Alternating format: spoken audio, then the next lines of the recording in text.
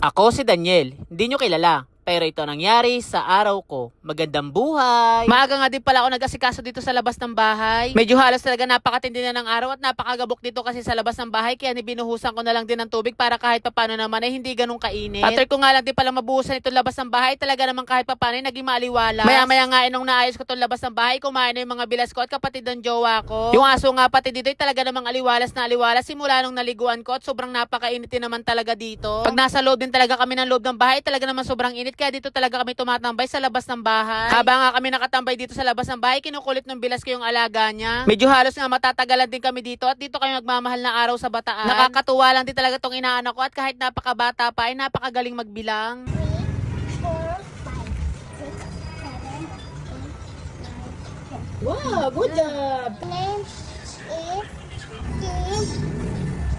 Yabawa. Wow!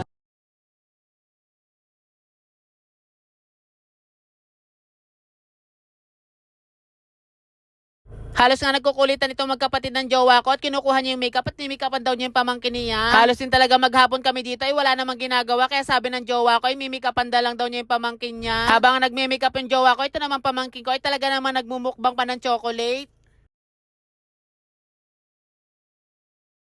Habang ang wala akong ginagawa dito ay nakita ko lang yung vape ng kapatid ng jowa ko at hiniram ko na lang din muna. Talaga naman pag ginagamit naman talaga to ay nakaka-addict naman talaga pala yung lasa. Parang naalala ko din talaga nung dati nung bumili ako ng vape at talaga naman nung ginamit ko ay sumasakit yung ulo ko kaya hindi na lang din ako nag-vape. Sabi ko nga sa kapatid ng jowa ko ay ganun ba naman talaga pag bago na lang gumagamit ng vape talaga naman sumasakit yung ulo. Kaya simula nung nakasubok ako ng ganun ay hindi na din talaga ako bumili at humihipak-hipak na lang din ako sa kapatid ng jowa ko minsan. Ito nga pala pamangkin ng jowa ko ay nasa 14 years old pa lang din at buti na nga lang din ay pinayagan ng teacher na magpahaba ng buhok habang nag-aaral. Pinapayuhan ko nga na sabi ko sa kanya ipag-ayusin niya ang pag-aaral niya para kahit pa paano naman pag lumaki siya ay may maayos sa trabaho. Medyo halos tapos na nga rin yung makeup niya at tinayusan na lang din namin at pinicturean na ng jowa ko. Buti na nga lang ditong batang ito at ang magulang niya ay nakasuporta pati mga pamangkin niya kaya napakasaya talaga niya. Medyo halos nga siya nahihiya pa nung pinipicturean namin kaya tinulungan na lang din namin siya kung paano ang gagawin niya. Pagkatapos nga lang gamitin ng pamangkin ng jowa ko yung buhok ay ginamit naman ng pamangkin niya at nilagay niya sa ulo niya at napakahaba naman daw ng buhok niya. Pagkatapos nga lang din pala namin mag-makeup doon sa pamangkin niya ay nag-asikaso lang din kami at umalis kami ng jowa ko at masari namin. Talaga namang magmamahal na araw na talaga at kahit saan ka talaga pumunta ay merong kumakanta ng pangmahal na araw. Medyo halos nga may kalayuan din yung pinuntahan namin coffee shop at medyo bundok yung pinuntahan namin. Medyo halos dahan-dahan nga ako mag-drive at rough road kasi yung dinaanan namin. Ito talagang pinuntahan namin coffee shop ay talaga naman sadyain kaya talaga namang nasa bundok. Yung pinuntahan nga pala namin ditong coffee shop ay halos resort din talaga yung mga katabi kaya naman talagang napakaganda at para ka rin nasa Tagaytay. Medyo halos talaga lang napakinit at halos wala talaga ding hangin.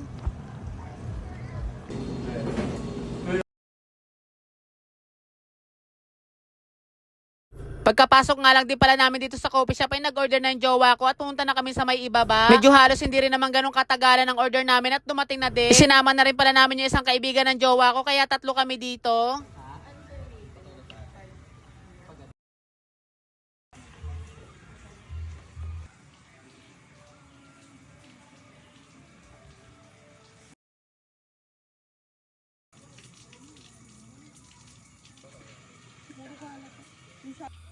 So yan guys, hanggang dito na lang. Thank you sa panonood. Bye-bye!